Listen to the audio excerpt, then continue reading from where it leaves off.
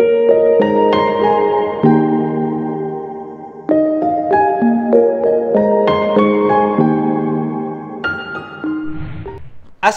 warahmatullahi wabarakatuh.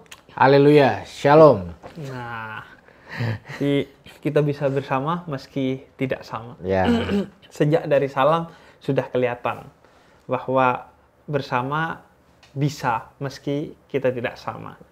Nah, kali ini kita mau masak-masak. Enggak. Walaupun suasananya di dapur, ya. Di dapur. Tapi ini menunjukkan bahwa kita sebenarnya hari ini mau masak-masak beneran. Walaupun bukan memasak makanan dalam pengertian yang sebenarnya, tapi akan memasak satu menu yang paling nikmat, yaitu toleransi dengan bumbu-bumbu rahmat dan dibakar dengan nilai-nilai moderasi. Dan tidak menggoreng hal-hal yang negatif yang justru menimbulkan keresahan. Nah, tidak menggoreng hal-hal yang negatif yang justru menimbulkan keresahan. Jadi ada orang yang bertugas kemudian menyikapi segala sesuatu dengan tegas, bahkan secara hukum, dan itu penting, itu positif agar kita hidup dalam tatanan yang aman, nyaman, tentram. Betul. Itu untuk orang-orang yang menjadi pelakunya. Nah, tapi untuk masyarakatnya harus ada orang-orang yang berdiri di sisi yang berbeda, yang tugasnya mendinginkan suasana, menyejukkan suasana agar tidak terprovokasi. Karena ingat, tujuan dari segala bentuk cacian, makian itu adalah provokasi. Maka ketika kita terprovokasi, dia mendapatkan apa yang diinginkannya. Meskipun mungkin dia sudah akhirnya menjalani satu hukuman, tapi kalau kita terprovokasi berarti impactnya tetap ada. Kita menjadi korban dari target yang memang dari awal diinginkan oleh orang-orang yang tidak bertanggung jawab tersebut.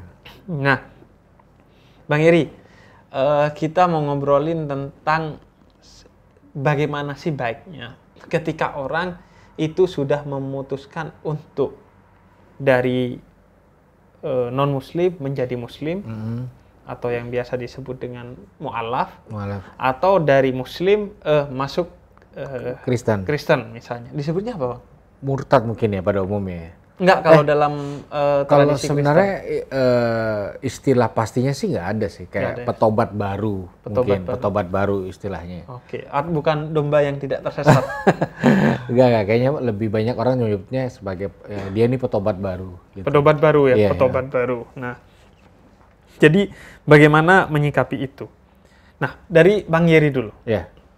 Bang, kalau ada orang Kristen kemudian menjadi mu'alaf, bagaimana sikapnya seorang pendeta dan sikap seorang Kristiani secara umum seharusnya, Bang?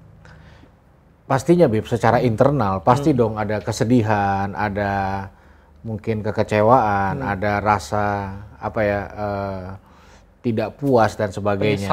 Penyesalan, which is kita kan mempercayai sebuah kebenaran, tapi ketika seseorang memutuskan untuk meninggalkan kepercayaan yang kita yakini, lalu mengambil keputusan untuk percaya satu kepercayaan lain, pasti secara internal nggak mungkin kita nggak mengalami sedih. Tapi sebenarnya bukan berarti kesedihan dan rasa ketidakpuasan itu dengan semena-mena bisa diluapkan. Itu pertama. Kedua, nggak ada dampak dan impact-nya juga. Ya, ketika makanya saya selalu menyarankan ketika ada anggota keluarga yang memutuskan pindah ke kepercayaan lain, ya which is jangan dijauhin, jangan dibenci, jangan dimusuhin, jangan dianggap sebagai pelaku kejahatan internal gitu. Kecewa boleh, tapi bukan berarti itu sesuatu yang harus ditangisi terus-menerus. Nah, which is itu sebenarnya keimanan kita pun harusnya mampu untuk tetap membangun sebuah hubungan kasih yang tulus dengan teman-teman atau saudara-saudara yang memutuskan meninggalkan kepercayaan Kristen begitu. Bahkan kayak misalnya Coki lah. Coki. Coki kan dari Kristen, iya kan?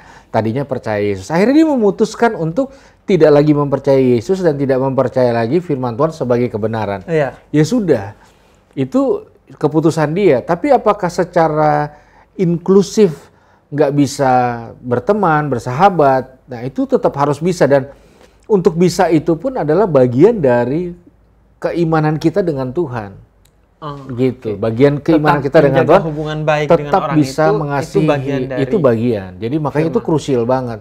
Ketika kita gagal mengasihi, gagal dengan tulus mencintai, maka sebenarnya bentuk kegagalan kita akan menjalankan iman kita gitu. Oke. Iya.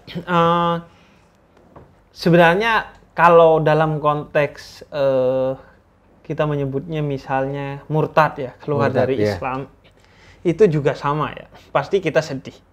Karena kan Islam itu kabar gembira di dunia dan keselamatan di akhirat. Kita meyakininya kan seperti itu. Jadi orang yang keluar dari Islam, maka berarti dia tidak mendapatkan kabar gembira di dunia dan tidak mendapatkan keselamatan di akhirat. Maka tentu kita bersedih. Sebagaimana kita sedih kalau ada orang yang kita tahu ini emas, ketika kita berikan kepada dia menolak. Pasti kita sedih lah.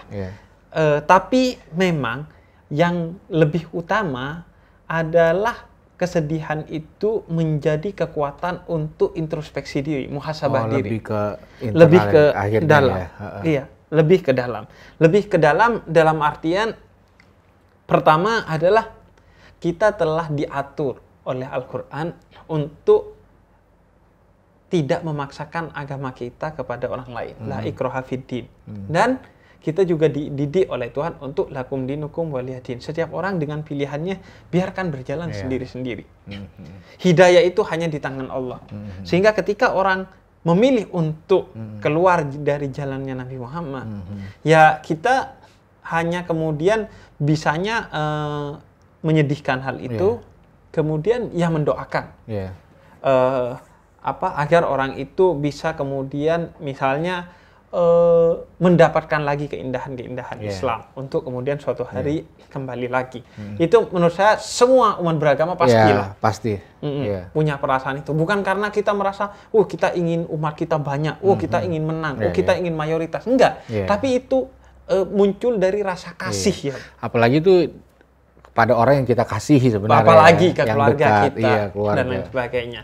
Kemudian yang kedua, muhasabah diri atau introspeksi diri dalam hal ini kenapa ada orang yang akhirnya memutuskan untuk keluar dari Islam.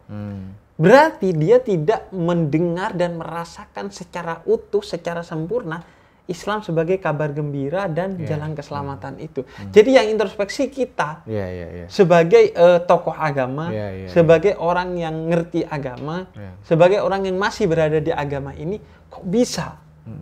Berarti ada yang salah. Karena itu introspeksi. Karena itu kemudian yang harus dilakukan kemudian kenapa bisa ada fenomena seperti itu? Kalau perlu dikaji ya dikaji. Kenapa dia keluar? Jadi bahan pembelajaran secara internal. Misalnya dia menganggap karena dalam Islam dia akhirnya kecewa lantaran banyak atau ada fenomena radikalisme atau terorisme. Atau misalnya ternyata dia akses untuk belajar agama nggak dapat banyak, justru aksesnya didapatkan di non-Muslim. Atau justru dia memiliki masalah ekonomi, tapi tidak ditemani oleh sesama Muslim gitu. Dan akhirnya memilih jalan itu. Dan saya rasa menyikapi itu ya lebih kepada introspeksi diri akhirnya. Dan justru kalau sikap kita tidak baik, justru akan membuat mereka akan merasa iya bener nih gue keluar. Itu jadi satu konformasi sama juga. Di Kristen juga gitu. Di Kristen juga begitu. Begitu kita jauhin, nah berarti konformasi. Memang nih nggak bener nih gitu. Dengan sikap kita yang seperti itu. Seperti itu. Nah, pertanyaan selanjutnya nih Bang. Sebaliknya, bagaimana sikapnya ketika ada seorang Muslim menjadi Kristen? sikap, misalnya ada orang datang ke Bang Geri.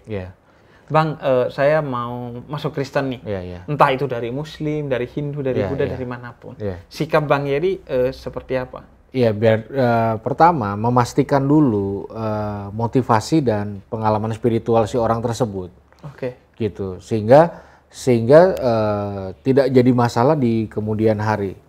Gitu. Jadi ketika dia memastikan yakin apa enggak, ngerti kebenarannya apa enggak, ngerti kebenarannya dari mana, sudah sejauh mana keimanan dan keyakinan dia. Nah, itu yang pertama. Setelah itu ya saya mencegah untuk tidak mengeksploitasi. Karena ada sebagian orang Kristen yang menganggap itu sebuah prestasi ketika berhasil memindahkan orang dari satu kepercayaan tertentu kepada Kristen, lalu mengeksploitasi di media, di portal-portal rohani sebagai salah satu ukuran keberhasilan dalam bertuhan. Achievement. Iya. Nih lu lihat dong gue bisa mindahin orang nih, gue bisa ini itu. Nah sebenarnya itu akan mempersulit si orang tersebut, bahkan tidak memperindah, bahkan itu bisa membuat orang yang baru percaya kepada kekristenan itu menjadi objek kesaksian. Dijadikan eksploitasi. Eksploitasi kesaksian saya sebut. Makanya kalau dan bisa jadi orang itu nggak nyaman banget. Oh iya dong. Dan kontraproduktif. Kontraproduktif jelas. Gue diginiin ya. Dan satu sisi dari dianya, satu sisi juga itu menjadi sebuah tontonan yang nggak menarik gitu loh. Tidak bernilai tuntunan. Iya, tidak ada edukasinya, tidak ada apa, dan itu akan menimbulkan huru-hara gitu loh. Jadi kan orang kayak keluarganya pasti akan kecewa. Ya dengan meskipun itu sebuah realita, tapi kan kalau itu diekspos lalu ditambah lagi misalnya sebuah tukan ini yang paling benar dan itu salah, itu arahnya soalnya banyak kan ke situ. Gitu loh. Jadi dihadirkan di forum-forum debat, terus dihadirkan di rumah-rumah ibadah. Iya, dan itu digunakan untuk mensasar kembali kelompok-kelompok itu menjadi ujung tombak untuk menarik gitu. Non-Kristen ke kekristenan. Jadi kayaknya cara-cara gitu merupakan bukan cara-cara yang elegan sih, karena ya orang juga udah tahu lah, nggak bodoh-bodoh banget gitu. Dan seolah-olah Kristen kurang menarik sebagai agama itu sendiri, sehingga butuh hamba-hamba yang seperti ini. Iya, seperti itu. Nah makanya harusnya itu sifatnya sangat eksklusif gitu. Artinya perlu satu pemahaman yang dalam, yang teduh, yang tenang untuk memastikan langkah demi langkah sehingga dia memang memiliki sebuah petualangan dan perjalanan spiritual yang sehat. Betul. Dan bukan untuk dieksploitasi atau untuk disampaikan, karena penyampaian itu kadang-kadang dipelintir untuk menunjukkan betapa hebatnya ini dan betapa tidak hebatnya itu. Dan itu sebuah tontonan yang tidak menarik sih. Iya, dan akan lumayan dapat jackpot kalau ternyata dia balik lagi. Nah itu dia, atau dia buat masalah. Iya, atau dia buat masalah di internal. Iya kan, jadi dia buat internal, jadi seperti itu. Nah kadang-kadang ada orang juga yang membutuhkan itu untuk bisa diterima. Iya, karena itu jangan sakralisasi orangnya, tapi ajarannya ya. Karena orang itu mahalul khata' wa nisyan, tempatnya salah dan hilaf manusia itu. Jadi ketika kamu memfestivalisasikan orangnya, nanti orang itu balik lagi atau bermasalah, Anda yang bingung. Iya. Tapi itu kayaknya terjadi secara umum ya, Bib, di Indonesia, Bib. Secara umum, dan itu sebenarnya ini menjadi masalah yang membesar, mungkin karena media sosial. Biasanya kalau dulu hanya dieksploitasi di rumah-rumah ibadah. Sekarang di media sosial akhirnya menjadi kericuhan di mana-mana. Sebenarnya sejak dulu metode seperti ini, seperti yang kata Bang Yeri sampaikan, itu nggak benar. Tapi sekarang jadi betul-betul perhatian dan masalah ya karena hanya disebarkannya di media sosial. Akhirnya semua orang melihat. Kalau dulu kan diam-diam ya, hanya di rumah ibadah. Dan benar, itu fenomena bukan hanya di Kristen, tapi di Islam juga, dan saya yakin di semua agama. Ada aja lah oknum-oknum seperti itu. Karena itu, kalau saya Bang, ketika ada orang mau mu'alaf, biasanya saya akan memastikan dulu bahwa dia mu'alaf karena memang tertarik dan yakin kepada Islam. dan memang menganggap agama sebelumnya itu salah dan tidak lagi bisa diyakini oleh dia. Jangan sampai dia meninggalkan agama sebelumnya karena salah paham saja. Karena itu biasanya saya cek dulu. Karena dalam Islam, ketika orang mau masuk ke dalam Islam, kata Syekh Abdul Qadir Jalani, seorang sufi besar, dia harus meninggalkan betul-betul agama sebelumnya. Berarti dia harus paham betul Islam dan betul-betul paham agamanya dan menganggap agamanya itu salah, agama sebelumnya. Dan ketika masuk Islam, yakin kepada Islam. Tidak boleh motivasinya untuk menikahi wanita atau pria muslim untuk sesuatu yang sifatnya duniawi.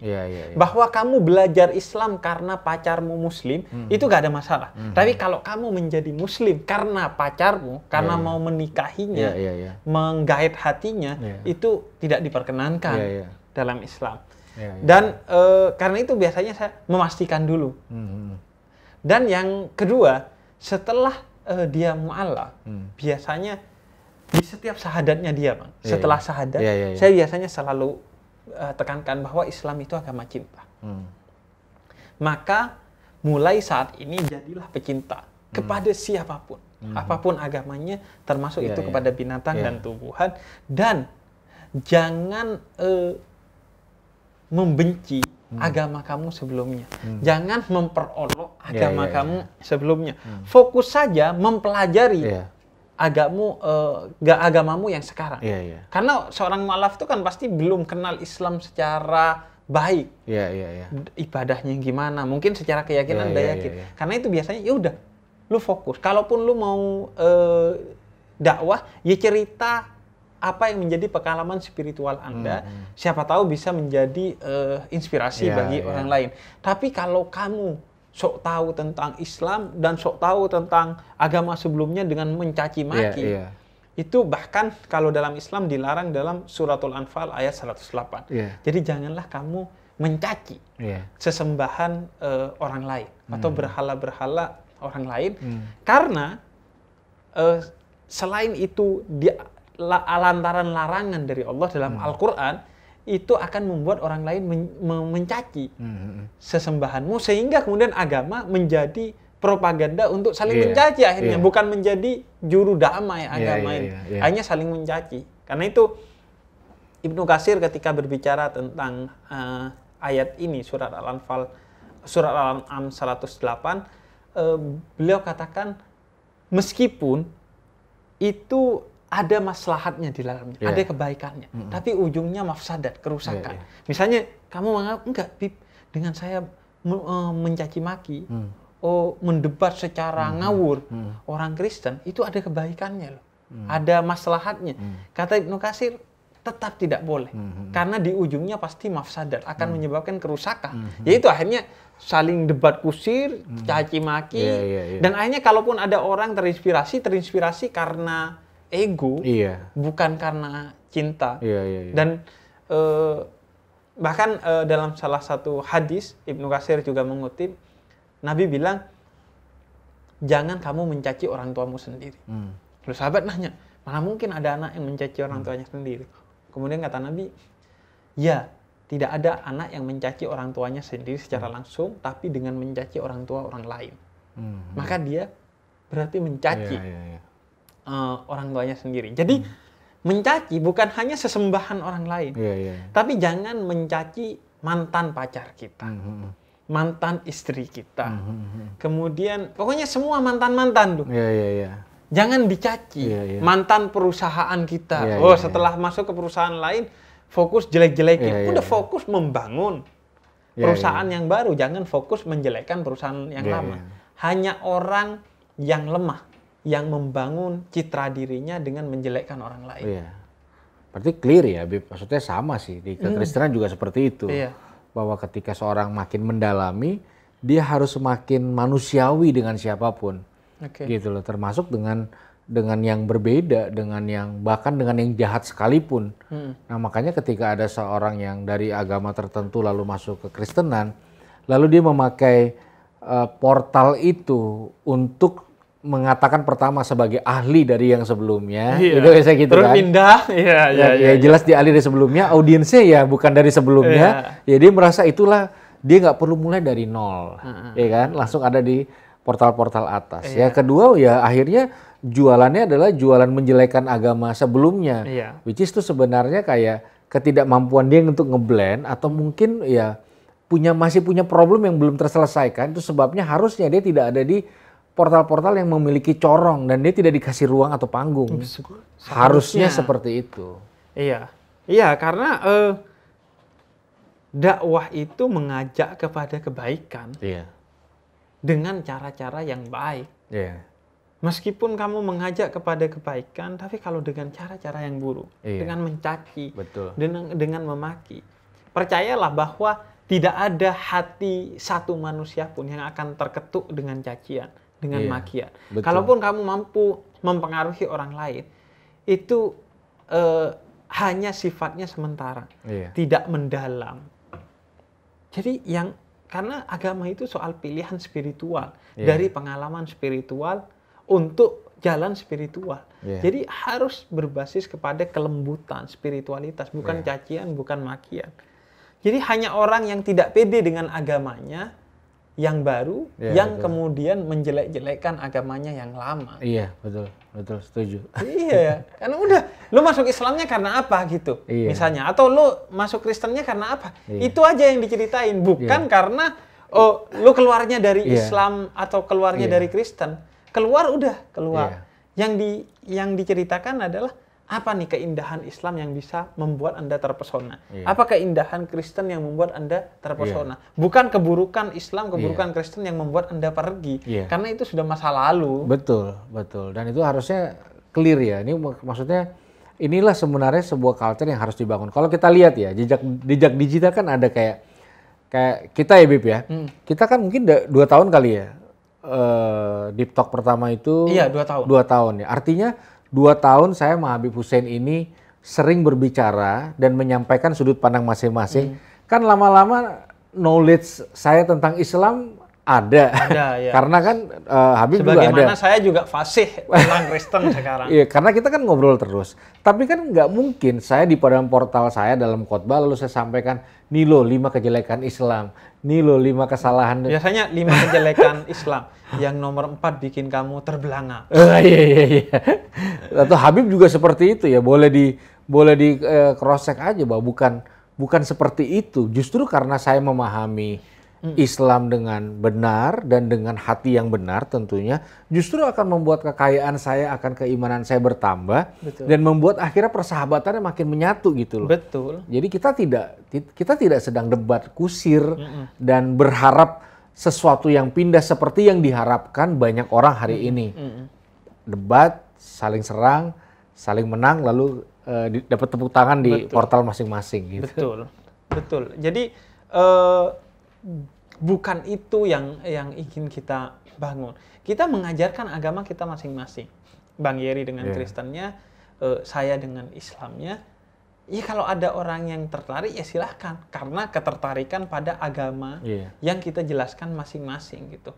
Bukan karena perdebatan, bukan karena menjelek-jelekan dan lain sebagainya. Karena kita sangat pede dengan agama kita masing-masing. Mengapa kita bisa duduk bersama gini? Ya karena kita sangat pede dengan agama kita masing-masing. Gitu. Kalau orang nggak pede, nggak berani biasanya. Nggak berani. Dan kalau lempar-lempar opini aja gitu ya. Betul. Dan saya belajar tentang kekristenan kepada Pendeta Yeri. Menurut saya penting.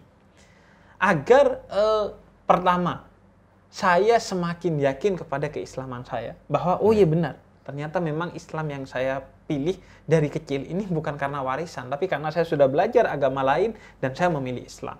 Dan yang kedua, agar saya bisa mengasihi, mencintai, mentoleransi Bang Yeri. Karena saya tahu, ternyata kekristenan juga berbasis kepada nilai-nilai kebaikan, walaupun berbeda dalam kebenarannya. Karena itu, saya mudah sekali untuk duduk bersama sama Bang Yeri. Karena ya tahu bahwa tidak seperti yang diumbar oleh sebagian oknum yang menjelek-jelekkan Kristen. Saya tahu konfirmasi ke Bang Yeri. Ya di sana ada kasus orang Kristen jelek-jelekan Islam atau menyerang Islam. Itu oknum yang begini. Begitu juga Bang Yeri. Bang Yeri ada pembakaran gereja di sana. Itu dilakukan oknum yang begini. Akhirnya kita saling kenal, saling enak gitu, tahu bahwa hamba Allah, hamba Tuhan, tidak ada yang bengis, tidak ada yang doyan caci maki. Iya. Dan ya bahagianya adalah kita berdua nggak perlu berurusan sama hukum ya. Iya, nggak perlu berurusan sama hukum gitu. Dan kita komitmen untuk konten-konten seperti ini adalah konten edukasi yang tidak kasuistik. Bukan, kita sering bikin konten karena kasus tertentu, tapi kita cenderung tidak memberikan edukasi tentang kasus tersebut karena terlalu kecil untuk kita berbicara satu dan dua kasus. Kita berbicara hikmah, pelajaran yang bisa kita ambil dari kasus-kasus yang ada untuk kehidupan bersama sebagai masyarakat Indonesia yang majemuk dengan semua agamanya. Karena itu Nabi ya gak pernah mencaci maki agama lain. Yang ada malah ketika Ibnu Katsir bahas surat Al-An'am 108 tadi, Nabi itu ketika menyiarkan Islam, ada sebagian oknum-oknum kafir Quraisy pada saat itu yang nggak terima karena dibilangnya Nabi ngata-ngatain. Itu ada dalam riwayat Ibnu Abbas. Padahal jangan tersinggung. Saya nggak pernah tersinggung. Bang Yeri tadi ceritain tentang keagungan Kristen, keagungan Yesus. Ya, jangan tersinggung. Itu bukan berarti menghina Islam. Itu standing point-nya Bang Yeri. Begitu juga ketika saya menjelaskan Islam, ya bukan berarti saya menjelek-jelekan. Kecuali memang menyerang dengan kata-kata yang tidak pantas. Iya, betul. Dan kita juga nggak mencampur adukan di sini. Iya, kita udah clear di ini masing-masing, tapi kan secara kehidupan berbangsa, lagi pula itu juga implementasi dari iman masing-masing yang kita sudah jelaskan di awal. Dan ketika kita bilang, oh doktrin ini ada juga di Islam, kita bawakan dalilnya gitu. Oh di Islam itu sumbernya ini, di Kristen itu sumbernya ini. Bukan berarti kok mau nyama-nyamain, bukan berarti nyama-nyamain. Maksud kita ya ada di agama kita, tapi dengan sumber yang berbeda, atau mungkin ada beberapa hal yang berbeda. Misalnya konsep kasih. Dalam Islam ada kasih yang sifatnya rahmaniyah dan rahimiyah, ar-Rahman dan ar-Rahim. Ada kasih yang bersifat umum bagi semua makhluk, ada kasih yang bersifat khusus bagi Muslim saja. Nah, di Kristen ada konsep kasih. Sama ada konsep kasih, tapi detailnya tentu berbeda. Sumbernya juga berbeda. Jadi dari sana kita saling belajar akhirnya untuk mengambil hikmah. Apalagi seorang Muslim, Bang Heri. Seorang Muslim harus mengimani kitab-kitab suci sebelum Al-Quran. Kitab-kitab orang Kristen, kitab-kitab orang Yahudi harus diimani. Begitu juga tokoh-tokohnya. Dan kita bahkan diwajibkan untuk menghormati tokoh-tokoh dari agama lain. Sehingga dalam kondisi perang pun dilarang kita melecehkan tokoh dan rumah ibadah agama lain. Jadi mari kita pede, Pak, dengan agama masing-masing. Kita masing-masing. Kemudian mari kita dakwahkan agama kita masing-masing dengan penuh kebaikan. Karena hidayah itu satu akar dengan hadiah.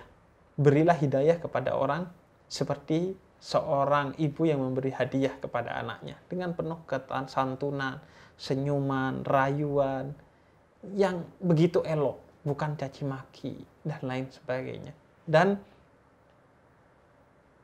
ketahuilah bahwa hidayah itu puncaknya di tangan Tuhan, nggak di tangan manusia. Jadi Anda mau melakukan berbagai propaganda apapun, kalau Tuhan nggak mau kasih hidayah ke orang itu, Anda nggak akan bisa memberi hidayah kepada orang itu. Betul. Ada bagian kita, kalau di kekristenan, ada bagian Tuhan. Bagaimana seorang pada akhirnya bisa kenal Tuhan termasuk di dalam kekristenan, itu ya bagian kitanya ada, tapi tidak absolut semuanya. Which is tanpa kedaulatan dan campur tangan Tuhan, itu pun nggak mungkin terjadi. Gitu. Jadi, kasihi mantanmu. Iya kan, termasuk kan Bang? Kasihin mantanmu, setuju. Karena ada tuh orang, kalau udah mantan istri atau mantan suami, kejelekannya diumbar. Mantan perusahaan, kemudian masuk ke perusahaan satunya lagi diumbar kejelekan perusahaan itu, rahasianya diumbar. Milikilah etika dalam hidup, jangan seenaknya. Jadi jadilah hamba yang pede dengan imannya. Itu mungkin, ya Bang. Iya, mudah-mudahan ini bisa meredam dan tidak memprovokasi hal-hal yang terjadi hari-hari ini, sehingga kita tetap dapat hidup berdampingan dengan tetap indah yang memang sudah menjadi identitas bangsa. Ya, hidup bersama meski tak sama, karena Indonesia adalah rumah kita bersama. Wassalamualaikum warahmatullahi wabarakatuh.